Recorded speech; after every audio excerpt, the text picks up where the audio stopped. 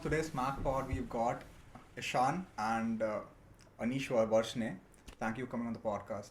Thank you. Thanks for having us. So how was like Culinary school was also amazing. Like the experience was really nice. You know, I got to learn a lot about discipline, to be honest, because that industry requires a lot of discipline, right? And that's something that I've tried to implement in my production house.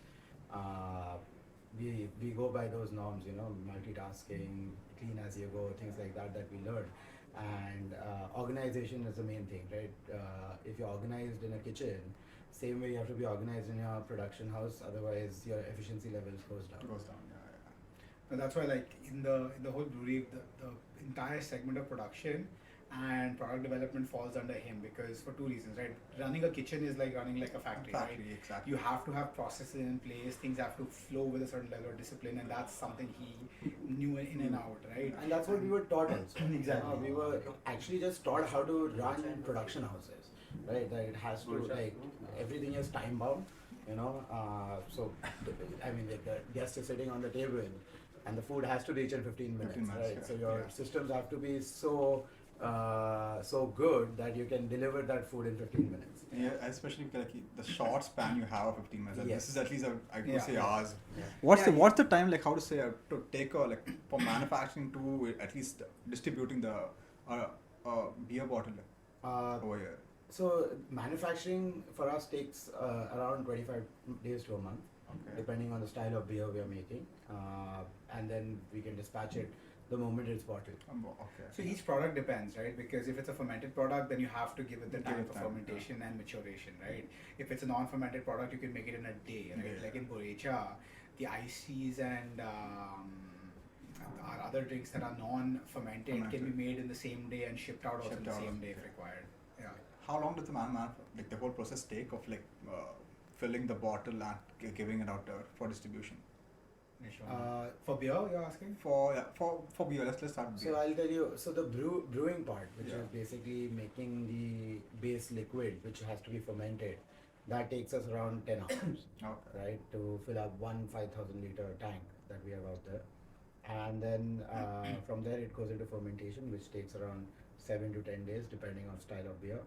And then another 15 to 20 days for maturation, depending again on the style of beer. And then the bottling, which is the packaging aspect of the product, it takes us around 7 hours. Do about 15,000 bottles. 15,000 bottles. Yeah, which is one tank of beer. Yeah.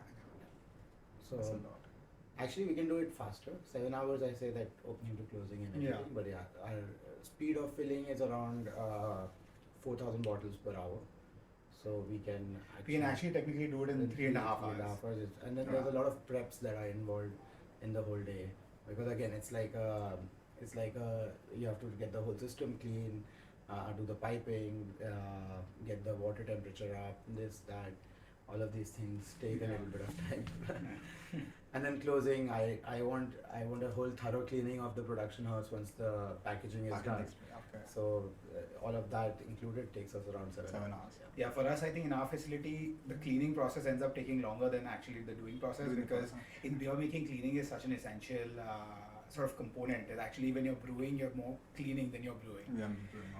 Because the quality of beer in the long run also, you know, like if you ever find off flavors in beers that you buy in the market, it's because most of the times it's because of wrong packing techniques or cleanliness, right? Those are the things that have the biggest impact in your quality of the product, more than the recipe or anything else. Is that what gives you the hangover? That's not what would give you the hangover. That would actually get you sick. Yeah, an infected beer will get you sick. Exactly. The hangover is more the higher alcohols, which is methanol that form due to bad fermentation. So if your fermentation control is not good, or your pitching of your yeast, things like that is not done correctly, then higher alcohols form, things like methanol, which then in the higher the dose of it, the your hangovers that you get are worse. It's the same. Methanol is the same thing that if you just consume straight up, you're gonna go blind, right? So you can die as well with high amounts of methanol. How much would it take to die? I have no idea. but the government approved limit is 25 milligrams per bottle. So I'm pretty sure somewhere around 25 milligrams will about how much percentage of alcohol would you say? we have 33,000 milligrams. What? Our bottle is 330. 330 ml, right? Yeah. Each So it's bottle. about like maybe like 5% or something. Or the alcohol? Yeah. About 5%. Less than, All- little more than 5%. All our beers 7%. have different alcohol. No. I'm saying the what percentage of methanol will make it Oh, unacceptable? So, 0.005% or something. no, 7%. No, it's 25 milligrams in 330 ml. Yeah. Okay. Right, that's Yeah. the limit. Right, or 25 milligrams per 100 ml. Yeah. That's the limit, something like that. Yeah. So it's like 0.025% or 0.025%. Okay. So your strongest beer is triple, the Belgian triple. Yeah. Yeah. That is That's 8%. 8%. Okay. Yeah. And then we have the honey ale, which is this is around 7.8%. So we write 7 to 8%, and our honey ale is also around 7.5, 7.6. So Which is your favorite beer? mine is the triple. That's triple. Yes. What about you? Mine, it depends on the occasion, right? Like for me, that's what we also say about the reason why we have so many beers is because I don't think you can drink any beer in any occasion, right? You have to know, and that's what we try to do and try to explain to people, right? That the reason we have 5 beers, one is of course individuality, let everyone have their own taste, but also the occasion, right? Like for example, if I'm having a nice dinner, one bottle of the triple with it, it's perfect, right? You just sip along, almost like a wine, right? Because it's much stronger, it is more complex, so you don't need to drink too much of it, you don't get full while you're eating it. So one bottle of that is perfect, right? And now if I'm sitting by the beach or chilling, where I want to just keep drinking through the evening or night, I'm gonna go for a Blanche or the Keller, which is much lighter bodied, easy, less complex. The thing is that if you are having the triple and it's not the occasion, it'll make it the occasion. That's the thing with this, right? It starts occasions, right? Yeah, Whereas exactly. if you don't want to start an occasion, then you drink something like And if your goal is to just chug a ton of beer, like around 5 liters or so, then go for the Rocket. It's like extremely light. It's just meant to consume in heavy quantities without filling you up, essentially. So there's something for everyone in every occasion, in my opinion. So what initially got you all back from America?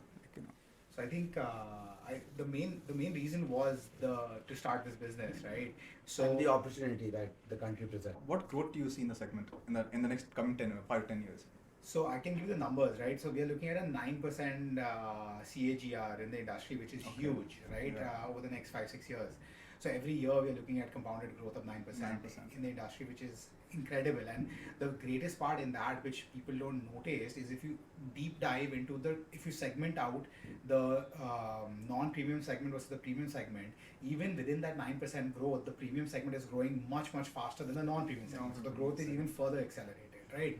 So the whole idea is, today that there are two major drivers of why we believe that, leaving the US and coming to India is the core reason why you should move. Any reason is that firstly, we have one of the largest populations in the world, and within that largest population in the world, almost the largest now, I think it's competing with, So within that, we have the fastest growing middle class, which means spending power is increasing like crazy. With the access to internet and ease of travel, now everyone's traveling the world, seeing what's going on out there, right? And we in the non-alcohol space and other segments, people are getting variety now. But the alcohol segment, because of the red tape, is still stuck to where it was. It's like almost like a time capsule in a sense that things haven't changed. We are finally seeing the change. From 5 years ago when it moved back, that was just starting out. So we knew that this is what's to come, right? And we wanted to ride on that. And that's why we came in, like, let's bring in the 21st century into the alcohol space. That was the whole idea behind it, And I used to brew a lot of beer in my apartment in New York because that was just out of fun and a passion, like it was really fun. Because I did my undergrad in San Diego, where while I was there was this whole craft beer revolution happening, where literally people opened up breweries in their backyards, right? Over there was no licensing. What is the minimum setup you require to have a brewery? I mean, you can start out with like one tank. You can start with 10 liters also if you want, right? Yeah, I used to make 10 liters of beer at a time. We ended up drinking more beer while making it than what we ended up making.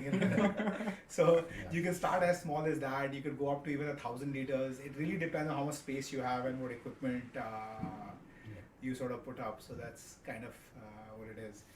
If you're trying it, if you're in the US, like if you're starting out of a garage, you can start with, I would say, a batch size of like 100 liters. There are actually breweries like that in the US. You spend like $200-300, like 20,000-30,000 rupees. You can have a full setup to make 100 liters of beer at a time. And you can do like a maybe like something like a weekend thing, right? Where you call a few. I mean, you just have your friends over, you're just making over, beer. and you're just making beer. You're selling beer to them. It's Selling not a lot beer? of. I mean, they'll sell it. Right? They are not going to give it to their friends for free. It's a business. Oh, okay, that way you mean? Okay. Yeah.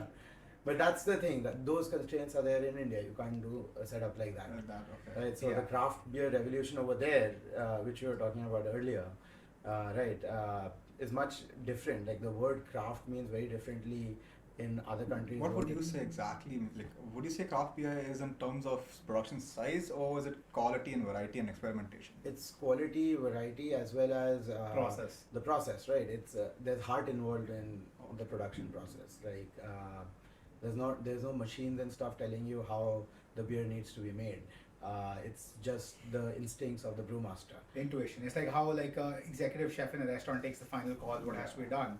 Is that instinct and that intuition, which is what makes it into artisanal and craft as opposed to commercial. In commercial, there is no human element involved. It's all machine. And everything has to follow a certain parameter. If it fulfills them, the product is ready. Like Right. in a commercial beer, your color of your beer cannot be varied one bit. It has to be the same every batch to batch. In craft beer, I mean, craft beer facilities don't have that sort of equipment to tell you that the raw material is going to give you this color for the beer, right? So at that point, the brewmaster has to see the ingredient, has to feel the ingredient, and then accordingly adjust his recipe to get that desired So it color. depends on the brewmaster. Yes. I mean, like you think about It's it. all on the instincts. Of It's all on the instinct, right? Like you take like, and the size, that's why it doesn't matter, right? Like today you can take something like, a Kit Kat, right? It's perfectly designed to a certain shape and certain requirement, and that will never waver, right? So it's a commercial product. Now there are more artisanal brands that are also omnipresent across the world and have huge manufacturing, but they don't go by that level of precision, right? They have certain artisanal touches to it. The shape could vary a bit, the size could vary a bit, but at the end of the day, the product quality and consistency is still unparalleled, right? Exactly. So that is that human element essentially. So it's like take it as Rolls Royce, right? The seats are the leather is stitched by humans, by right? humans, exactly. Right. So human so element. every stitch is not going to match, right? The length might differ a little bit, which probably by the naked eye is not visible, but it is going to differ, right? Because it's done by a human. It's the same with beer or whiskey or any product, crafted product. How long did it take for MAKAdi beer or Latambarcem brewers to make ROI? We are expecting to break even this financial year, right? Because see, when you're especially in the alcohol space, the spends are so high for licensing, overall just getting yourself out there in the market that your ROI time exceeds quite significantly. Do you feel it's tough to get licensing in India especially? It definitely is extremely tough. It's very time consuming, it's expensive as well. So, for a startup like ours to get access to all the states is extremely cumbersome and tiring, right? And expensive, right? So even now, after like 3 years of being in the market, we're barely in like 5 states in the country, right? Okay. And that's the only strategy you can employ. Like, if I just come in and say I'm going to go into every single state, you're going to burn all your capital and not have a strategy or play at hand, you're going to get absolutely screwed. So you really need a proper strategy. Go slow. With alcohol brands, I always say go slow, but make an impact wherever you go. Right? Go deeper in each market, and that's how you build yourself and you make yourself stronger. Because if you spread yourself too thin, the annual cost of the licenses, managing a sales team, it all adds up, and you don't get the pull in the market right away. So you end up burning a lot of money. With 5 states as a MAKAdi beer concentrated on? So it's Goa, Karnataka, Delhi, now we're starting Odisha, and Gujarat through the permit shops. Okay. Yeah. So those are the 5 places we're in, and we are looking. So Odisha we added this year. We are also going to be adding maybe one more market in this financial year, and then the rest we're going to do next year. So we maybe add like one market every 6 months, or maybe even 1 year if it's a very big market. We're planning Kerala as well. Yeah, Kerala also we're planning as well. Yeah. But we're going to be export as well. So we export our beers to US, Canada, and the Middle East as well. You didn't have in Maharashtra yet? So we tried it out. We experimented in the Maharashtra market, but it is a very, very costly market to operate in. So we realized when we tried it out, we're like, it's a good market in terms of volume, but in terms of penetrating and getting to the right channels, it's extremely costly.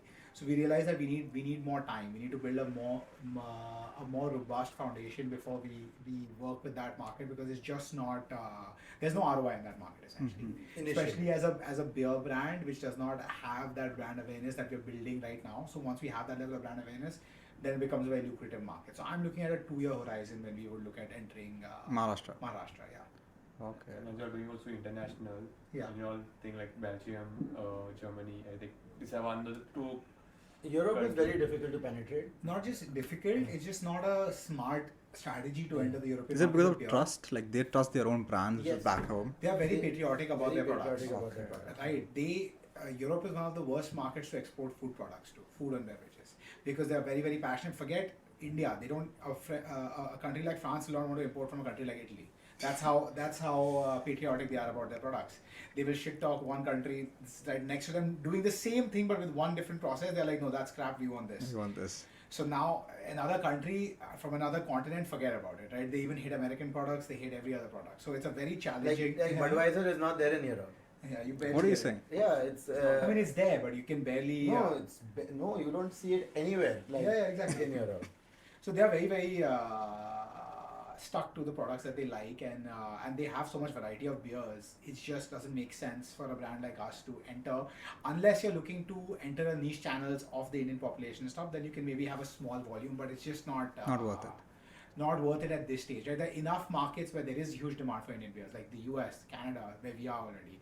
Now we're going to be looking at starting Australia.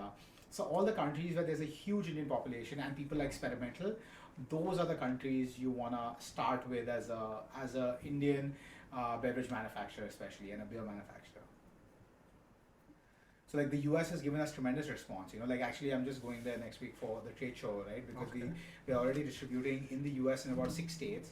And I'm looking to grow that to 20 states by the end of this year. Do they have the same policy like India? Like a No, different, it's very, very simple. Like you don't need licenses per state. There's some states that will have licenses, but they're very quick and easy to get. They're not very expensive. And all you have to do is find the right distribution partners, and then they order the stocks. We have one primary importer who buys all our product, and then he sub-distributes it to all the distributors, whoever demand the product, essentially. That's nice. Yeah. So it's way tougher. India's market is way tougher to Way get tougher. into. I would say it's one of the toughest markets. Every state is a task. Yeah. Right. It's actually easier to export your beer than to enter a new state. Okay. Yeah. So how do these brands get licenses in India? Which brands? Bigger brands like Hogarden or be it Tuborg or. So see, Hogarden is now Indian. they manufacture in India, right? Oh, they manufacture. Okay. Yeah. So Hogarden and Corona both now manufacture in India. So, see, the thing is, these companies have been in the market for years now, right? Like, so all of this is owned by the ABI group, right? So they have been here for years and have been building their own distribution channels.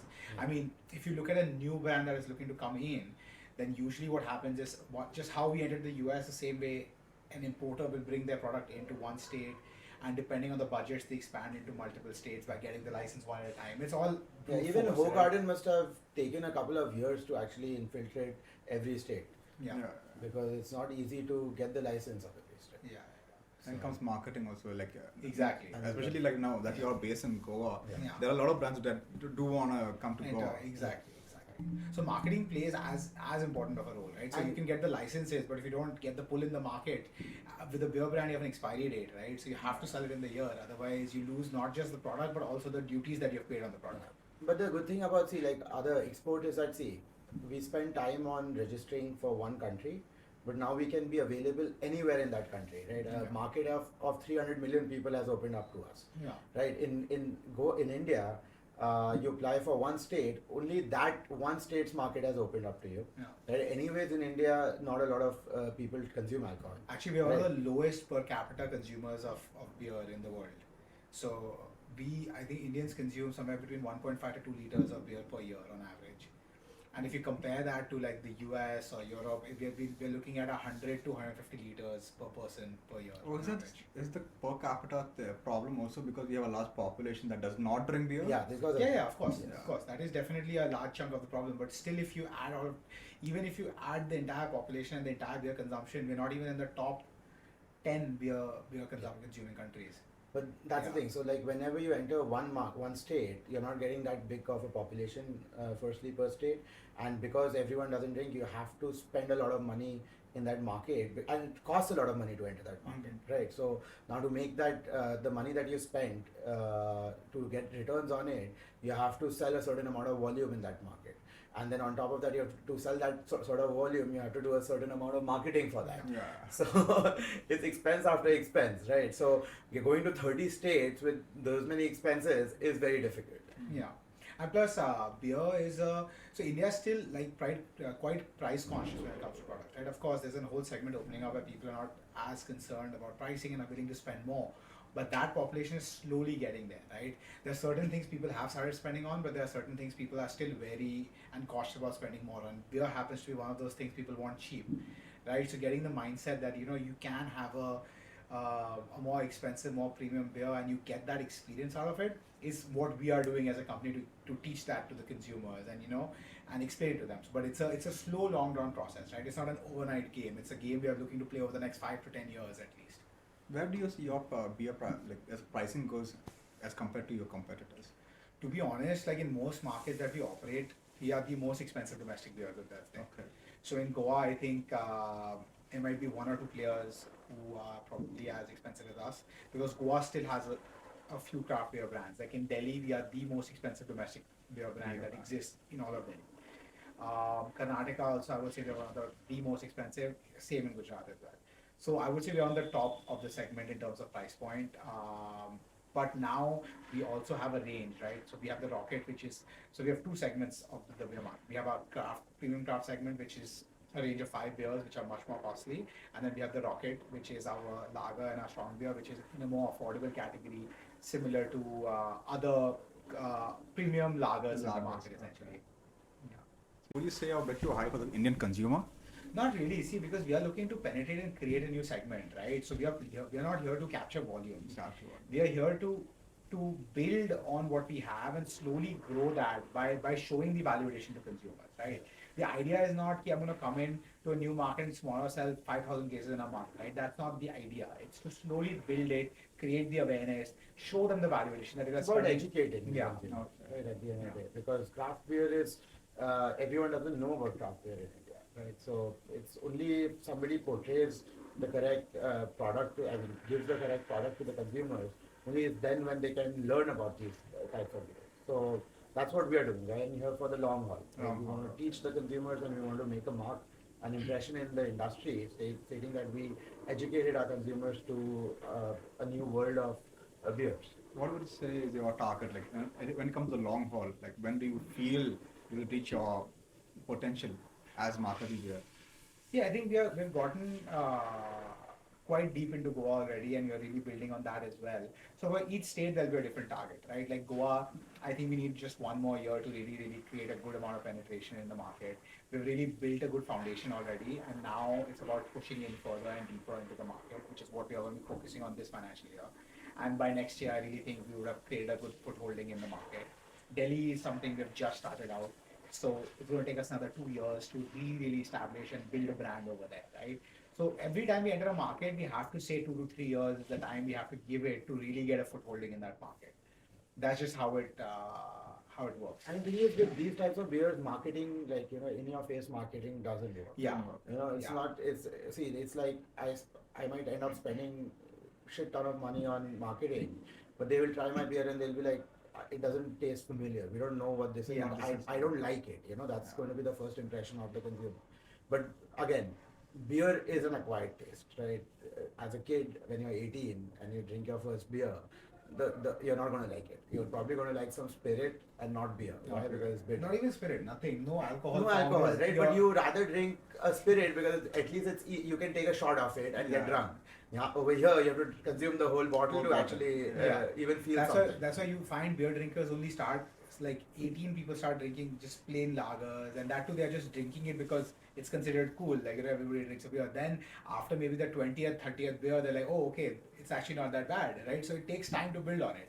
So now when you come with craft beers, right, that's also another learning process, right? Because people are used to certain things tasting certain ways. So the moment you make it even better, it's an adapting process, right? You just can't. They may not even know it's better. Exactly, exactly. Because see, better is sometimes also a matter of perspective, right? So you have to build that perspective. That's what it is. Same goes with wine, right? Like wine culture is now building in India. Up until like 5-10 years ago, wine was just wine. There was no, people used to drink wine with ice on it, right? Things like that. Now now you go to most restaurants in India, they have a wine list, right? Which is a culture that's developed over the last 5-10 years. So same with beer is going to now happen. So each sector goes through this cycle of premiumization and education that creates that then at the end of the day. I mean, 10 years ago, how many luxury cars were sold in India? You know? And now look at the amount of cars that have been sold, luxury cars. So yeah, it's a journey essentially. You have a lot of auto expos happening very easily nowadays. Yeah. Fancy cars coming out. Exactly. I mean, India has changed in the last 10 years, right? And that's what we are here to build on and go along with also. Every industry needs to grow, every industry needs to change. So we are here to change the beer industry. So you all are in for the long haul, 10-15 years. Yeah. Absolutely. That's 10-15 years to just establish, what you're doing. a segment in the industry. Yeah. That the bottled beer craft segment. Yeah.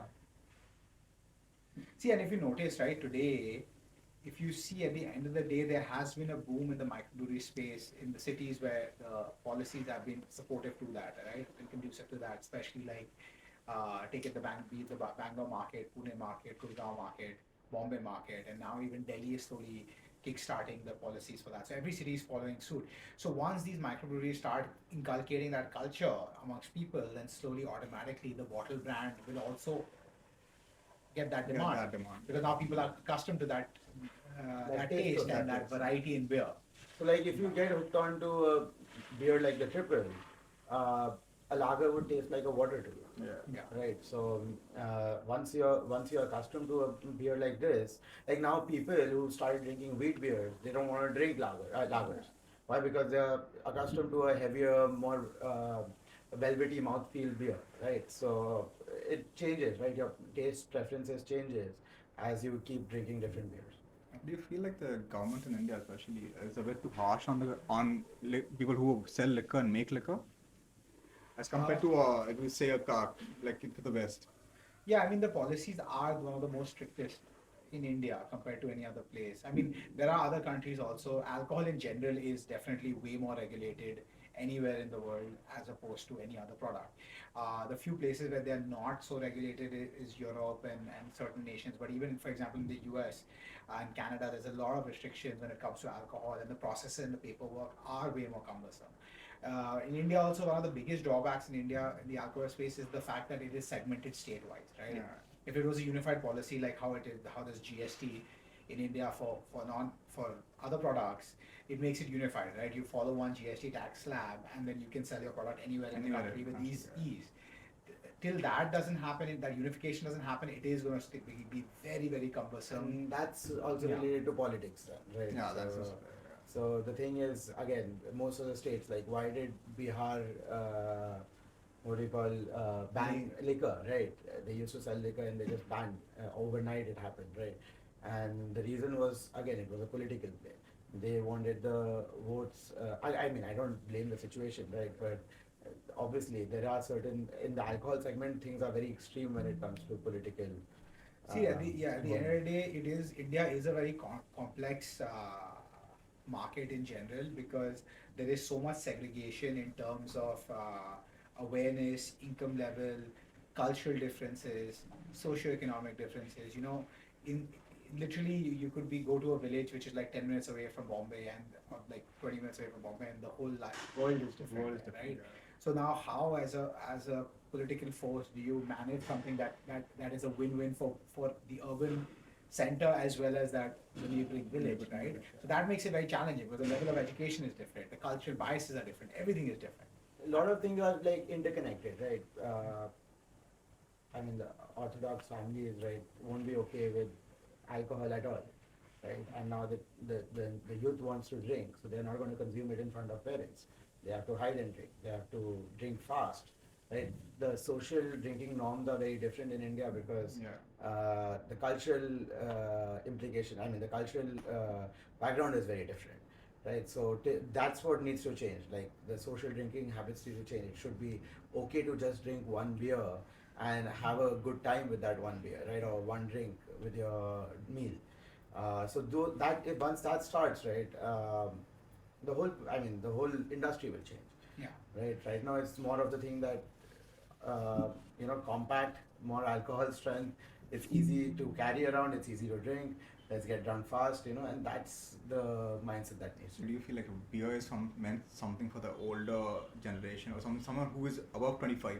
Yeah, see that again, beer is meant for everyone, you can start drinking at 18 as well, but again, it takes time to acquire taste for it. Taste for it. Yeah. So, And this whole thing you were talking about the quick kick, Kick, right? yeah. That's primarily going back to the same reason, right? That today you're hiding and consuming alcohol. Yeah. So till that cultural differences don't start, till it doesn't become acceptable to sit with your family and have a drink, till then everyone's going to want a quick kick because you can't sit and drink in a casual environment. You're basically going somewhere, drinking quickly, doing something, right? You don't have a comfortable environment where you're just chilling in. Or is it, do you feel like this because also what do you call it? The wallet.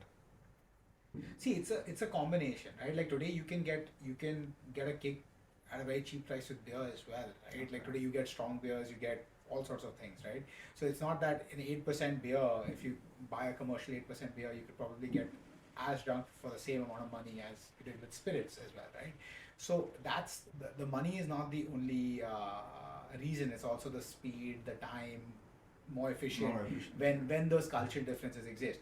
Now when you see where are the biggest beer consuming places, I'll tell you the biggest difference. If you look at an urban market, the biggest consumption is usually of lighter beers. The moment you go into rural markets, it's of strong beer. Right? What is the reason? Right? Rural markets are more orthodox and there are more cultural biases towards alcohol, so people drink stronger beers to get quickly drunk and so they can hide the fact that they're drinking beers. Whereas in urban centers, that there are environments where you can easily sit and casually have a drink, and people are more okay with alcohol around them. So now people are sitting and drinking lighter beers. So and Goa, where alcohol is the most accepted, strong beer is one of the lowest segments, smallest segments in the market. Okay. It's always lager beer is the highest selling beer in the Goa market, a light lager. right, and you go to Kerala, it's a strong beer. It's only strong beer. Kerala, UP, Delhi, full north. That is the triple Odisha, meaning. all of this, all of these places just strong beer market. And we're talking about extremely cheap strong beers. Right? Goa is Because, the only city, only state in India which actually promotes, has a light beer market. Yeah. Or an urban city. Or Right? an Like urban Bangalore, Bombay, Delhi, Yeah, Hyderabad, those Hyderabad, places. Yeah. So, like, how was it? What do you feel about, like, now, especially if you keep in touch with the current startup segment in India, do you feel there's a lot of hype about VCs, the funded startups? Not hype, as in. Not hype exactly. How do I frame it? Like, you see every single startup has an idea, they get VC funding, Right. and generally they go high, but because they have VC funding backing them, and then as the VC fund is removed slowly and steadily, they have a problem. Do you feel that that's a big issue in India? So what happens sometimes is that people go for that push in an unsustainable manner. So when their money dries up, that pull is not even created and the company goes bust.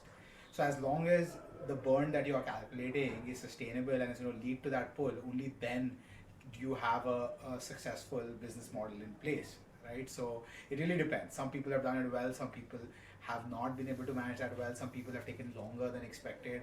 So it really is, it's not something you can make a blanket statement, but yeah, a lot of people have not followed the strategy of what it should be to create that pull until you run out of the money. They always keep thinking, okay, we'll take one more round, but Especially doesn't end there. companies like Zomato and Swiggy, like they have a very tough business model because they get a lot of very small commission of what they do. Right. So Yeah, see, those businesses are very challenging also. You know why? Because there's competition out there, right? They're competing neck to neck with other players. So they have to keep eating into their own revenue and profitability to compete with the other person. Yes.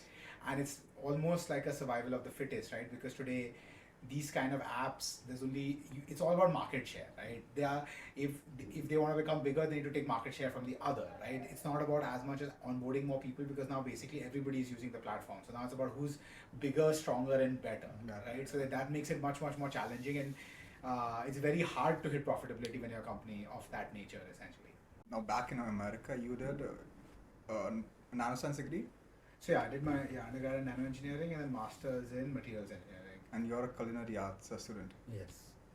So like, okay, this is a completely out the topic question, but do you feel like, how to say, the Indian or any MBA around the world, especially most businesses require MBAs to be there? Yeah. Do you feel it's a bit overrated, or do you feel you really require MBAs? I don't believe it's overrated. It depends on person to person. Yeah, to be honest. Today, what's your acumen like, right? What is the purpose of an MBA? It's mainly because for networking, right? And if as a person you can't leverage your network, then MBA is not meant for you. Not meant. Right? You can learn everything that they teach you in class at work itself. Exactly. Right? But the main thing is what type of a network you build and how you can leverage that network. Yeah. And if you are good at doing that, then definitely you should do an MBA. If it's, I would love to hire a MBA grad if they can leverage their network to grow our business. Yeah. So it really depends, like at the end of the day, what is the material that you're learning? Forget MBA also, even engineering today, we live in a world that you have access to information with your fingertips, right? You can learn anything sitting at home, right? But the point of the education is not necessarily the information you're learning, but being in an environment which fosters learning, curiosity, making friends, talking to people, creating a network. That's the whole goal of it alongside that, right? So if you have the ability to do that, that's when this add-on education format makes sense. Otherwise, besides that, like for example, I don't believe I would have benefited much if I went and did an MBA, because I think I'm learning whatever I need to in terms of education. Yeah, in terms of education, I'm saying. Right. Of course, network 100%. Today if you go to a top business school, the people who are your friends today are going to be leaders across the world. And today those leaders is the network you can leverage for your own business and help you. They could be your business partners in the future. They could be your clients. They could be your customer. They could be anything, right? So that's where it really adds. That's value. more about the network than the Exactly. At least education. that's what I believe, right? And there are certain people also who sometimes are not as focused on school, in studying by themselves. So for them, if they need that environment and time to just dedicate to studying, then it Helps. could help. Yes. So concluding the podcast, I'm really happy you came on the podcast today.